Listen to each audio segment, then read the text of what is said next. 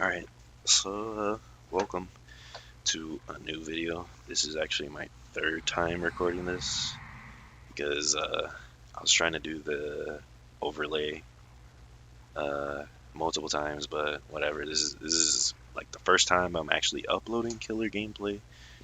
I don't normally upload Killer gameplay, but this was actually a pretty good game, so I wanted to upload it.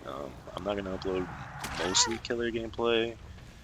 But if I feel like it's a fun game that I enjoyed, or like I know I could commentate over, then I will upload it. So right here, I fake and uncloak so he could drop the pallet.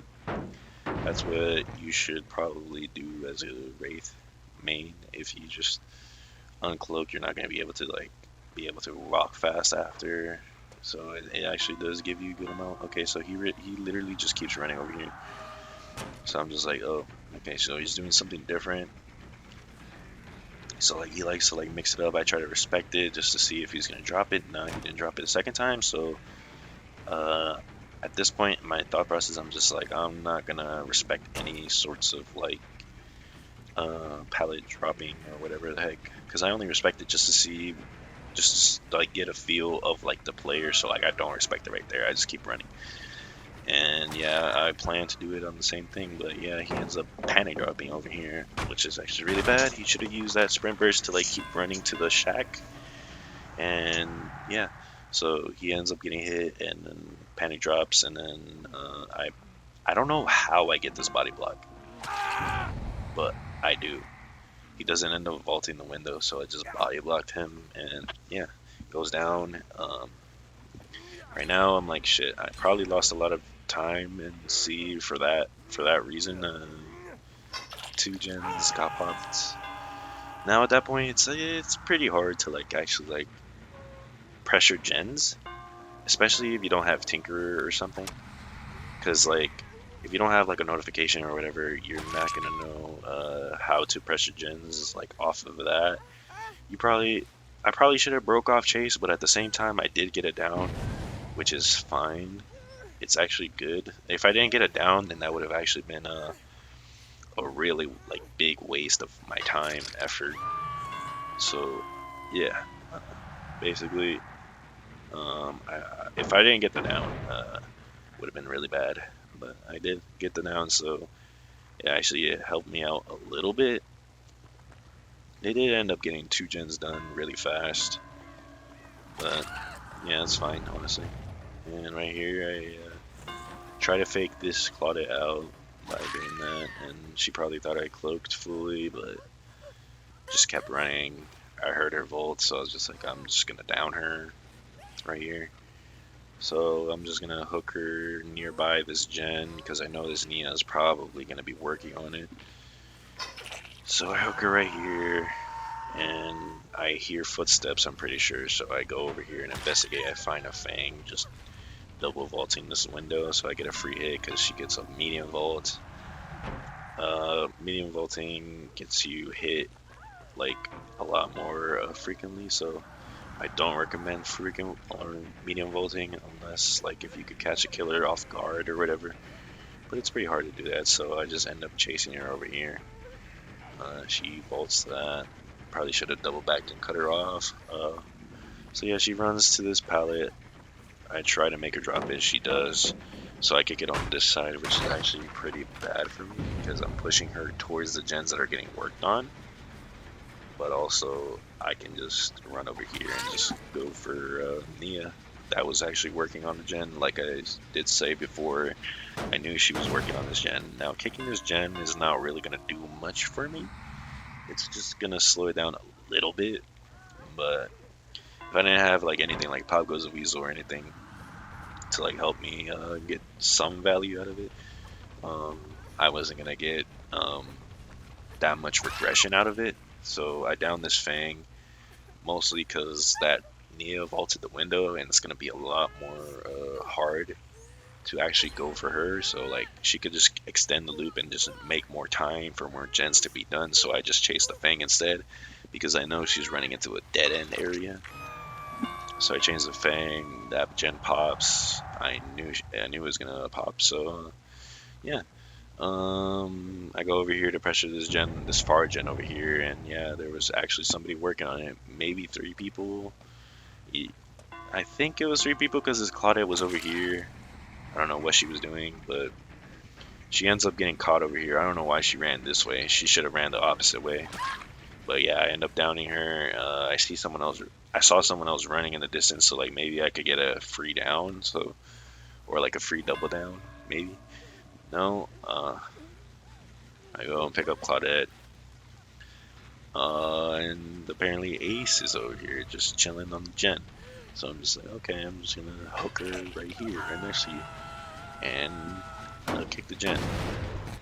This gen progression shit doesn't do much right here, so I do know the Ace is nearby, but I don't know, so I'm not gonna waste like too much time looking over here. So I just go for this Nia instead, and yeah, she gets downed. The Claudette gets saved, which is as suspected. I probably knew the Ace probably like went for the save, so yeah, I just downed this Neo over here because that further gen, I don't mind if it gets taken or if it pops because I have these 3 gens kind of close to each other, so I do have a 3 gen stack over here. So if this gen pops, it's not the end of the world.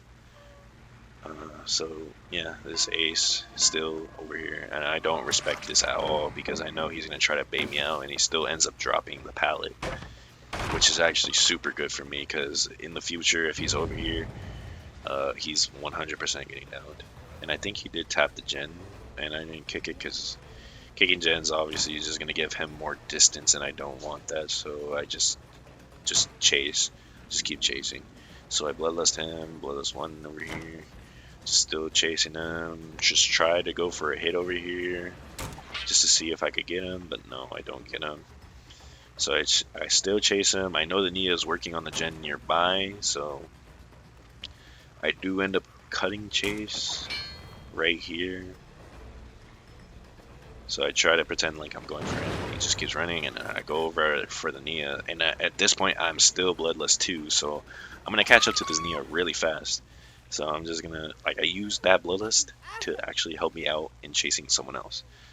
So if you're looking at a killer nearby, dude working on a gen, you're kind of fucking over your teammate if the killer is actually kind of decently smart and has a brain and actually just goes for a different gen. So like, yeah, that gen ends up getting kicked. The Nia ends up going down. Now he's over here with no pallet because he dropped it, and he's down. So the Ace was playing probably the best out of the team, but he made like a lot of like hiccups and ended up getting his teammate killed accidentally without even realizing it. So Nia is pretty much dead. At this point, it's a lot harder for this team to like come back specifically because I'm pretty sure these guys were solo queue survivors. The only reason why it's harder for solo queue survivors at this point because they like basically like if they really want to beat me as a killer right now, they have to pressure all 3 of the gens that are left. And if they put that like good amount of pressure on those 3 gens, it's a lot harder for the killer. But yeah, this Fang over here working on or just opening a chest at like the end of the game is actually really dumb. I don't know why this Fang was over here just working on this gen. So I eat the pallet over here, whatever. It's not a big deal. I just kick it. But yeah, don't open a chest like that late of the game because you could be helping your teammates actually like getting progression on gen. So I checked that gen just to see if anyone's on it. So no, I'm assuming they're over here. Yeah, and they're over here. Claudette and Ace are over here. So I kept that as a mental note that they're both here. So I go for the Ace just to quickly drop him because I know there's no pallets over here.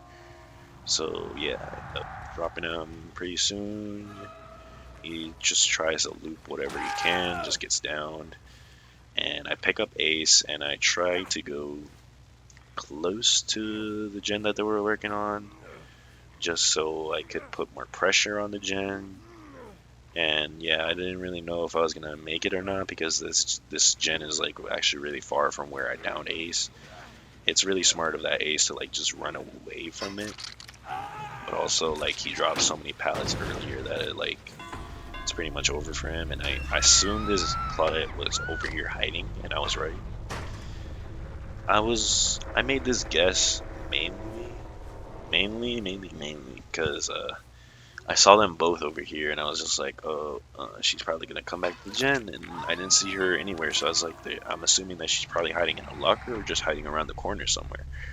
So I go for the locker, I find her, and at this point, I'm just here for the win, honestly, because I already got they did get me back to like one gen left, and they did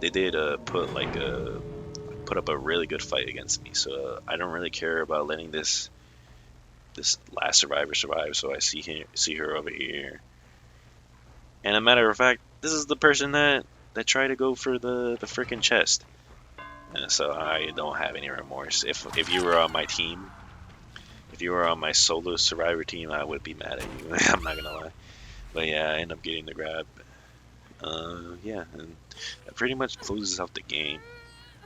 So yeah, I wasn't gonna go easy on this team if they were like pushing gens out that hard and you know putting up a good fight. But yeah, that's pretty much the game. If you want to see more killer gameplay, please leave a like and subscribe, please. Uh, yeah, I kicked this door for more points. Um, so yeah, that's pretty much the video. How I 4K'd this team that almost kicked my ass, but yeah, that's pretty much the video. Please like, subscribe, and I will upload more in the future. Peace.